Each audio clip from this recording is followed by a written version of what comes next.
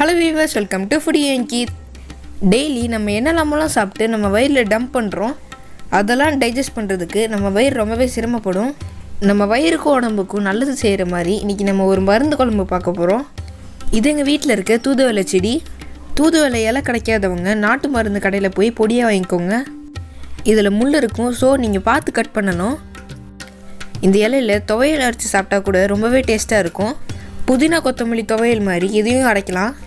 கொஞ்சம் துளசியும் பறிச்சுக்கிறேன், கூடவே கற்பூரவல்லி இலையும் பறிச்சுக்கிறேன். பெரிய இலைனால நான் ஒன்று தான் பறிச்சிருக்கேன். இங்கே இருக்க எல்லா பொருளுமே கோல்டன் காஃபுக்கு ரொம்பவே நல்லது. நான் துளசி எடுத்திருக்கேன், நீங்கள் கருந்தளசி கூட யூஸ் பண்ணலாம். கூடவே 10-15 வால் மிளகு, ஒரு துண்டு சுக்கு, அதிமதுரம், சித்திரத்தை, கூடவே கொஞ்சம் கருஞ்சீரகம், தூதுவளை, அப்புறம் ஓமவல்லி இலை. உங்களுக்கு திப்பிலி, அக்கறை இந்த மாதிரி கிடச்சா கூட ஆட் பண்ணிக்கலாம். நம்ம குழம்புக்கு டேஸ்ட் கொடுக்கறதுக்காக 20 to 25 சின்ன வெங்காயம், 10-15 பூண்டு. இப்போ இந்த ஹெல்த்தியான குழம்புக்கு சாமானெல்லாம் வறுத்து எடுத்துடலாம். மண் சட்டியில் 1 ஸ்பூன் நல்லெண்ணெய் ஊற்றிக்கலாம். அதில் 1/2 ஸ்பூன் வெந்தய சீரகம், அதில் 15 வால் மிளகு. உங்களுக்கு வால் மிளகு கிடைக்கலன்னா நீங்கள் நார்மல் மிளகே ஆட் பண்ணிக்கலாம். இப்போ சுக்கு, சித்திரத்தை, அதிமதுரம் இது எல்லாத்தையும் ஆட் பண்ணி கூடவே கருஞ்சீரகமும் ஆட் பண்ணிக்கலாம்.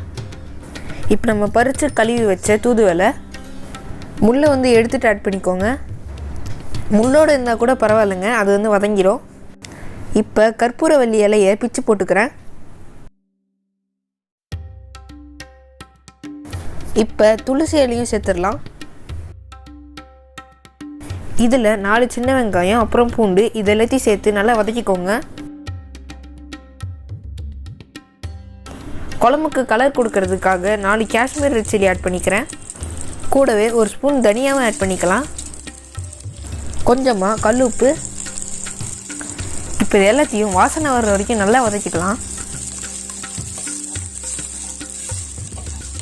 இப்போ நம்ம குழம்புக்கு திக்னஸ் வேணும் இல்லையா, அதுக்கு 1 டேபிள் ஸ்பூன் அரிசி ஆட் பண்ணி நல்லா வறுத்துக்கோங்க.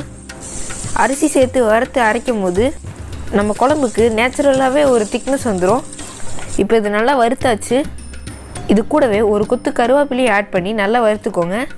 நான் கருவேப்பிலையை வறுக்க மறந்து போயிட்டேன், அதனால நீங்கள் மசாலா கூடயே சேர்த்து வறுத்துருங்க.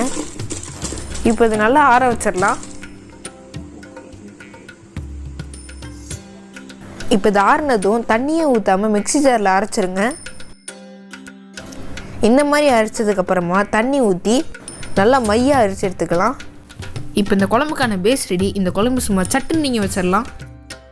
இப்போ ஒரு மண் சட்டியில் 4 டேபிள் ஸ்பூன் நல்லெண்ணெய் ஆட் பண்ணிக்கோங்க. எண்ணெய் காஞ்சதும் கடுகு வெந்தயமும் போட்டுட்டு நல்லா பொரிய விட்டுருங்க. இப்போ அதில் கொஞ்சம் பெருங்காயமும் ஆட் பண்ணலாம். கூடவே சின்ன வெங்காயம், பூண்டு, கருவேப்பிலை இது எல்லாத்தையும் ஆட் பண்ணிக்கலாம். இப்போ 1/2 ஸ்பூன் மஞ்சள்தூள் ஆட் பண்ணிவிட்டு நல்லா மிக்ஸ் பண்ணிக்கோங்க. வெங்காயம் பூண்டுலாம் ஒரு அளவு வதங்கினதுக்கப்புறமா நம்ம அரைச்சி வச்சிருந்த பேஸ்ட்டை இது கூட ஆட் பண்ணி நல்லா வதக்கிக்கலாம். இந்த குழம்புக்கு நம்ம தக்காளி ஆட் பண்ண அவசியமே இல்லை. இந்த மசாலா எண்ணெயில் நல்லா சுருண்டு வதங்கணும். இதில் கொஞ்சமாக தண்ணி ஆட் பண்ணி 5 மினிட்ஸ் நல்லா வதக்கிக்கோங்க. இப்போ மசாலா நல்லா வதங்கி மலன்னு கொதிச்சிட்ருக்கு. இந்த ஸ்டேஜில் நம்ம கரைச்சி வச்சிருந்த புளி தண்ணியை இது கூட ஆட் பண்ணிக்கலாம். இப்போ புளி தண்ணி ஆட் பண்ணதுக்கப்புறமா சிம்மில் போட்டு ஒரு 15 மினிட்ஸ் கொதிக்க வைக்கணும். இந்த ஸ்டேஜில் உப்பு செக் பண்ணி வேணும்னு ஆட் பண்ணிக்கலாம். 15 மினிட்ஸ் சிம்மில் வச்சு நல்லா கொதிச்சதுக்கப்புறமா நம்ம குழம்பு நல்லா கமன்னு ரெடி ஆகிடுச்சு பாருங்கள். இது மருந்து குழம்பு தானே, டேஸ்ட் எப்படி இருக்குன்னு நினைக்காதீங்க.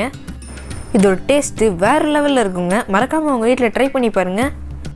வீக்லி ஒன்ஸ் அது இந்த மாதிரி குழம்பு வச்சு ட்ரை பண்ணி பாருங்கள். அதுவும் இந்த கொரோனா டைமுக்கு இந்த குழம்பு ரொம்பவே யூஸ்ஃபுல்லாக இருக்கும். இப்போ கார்னிஷ்காக ஃபைனலாக கொத்தமல்லி ஆட் பண்ணுறேன். இப்போ சுட சுட சாதத்தில் குழம்பு ஊற்றி சாப்பிட்டிங்கன்னா சும்மா அப்படி இருக்கும்.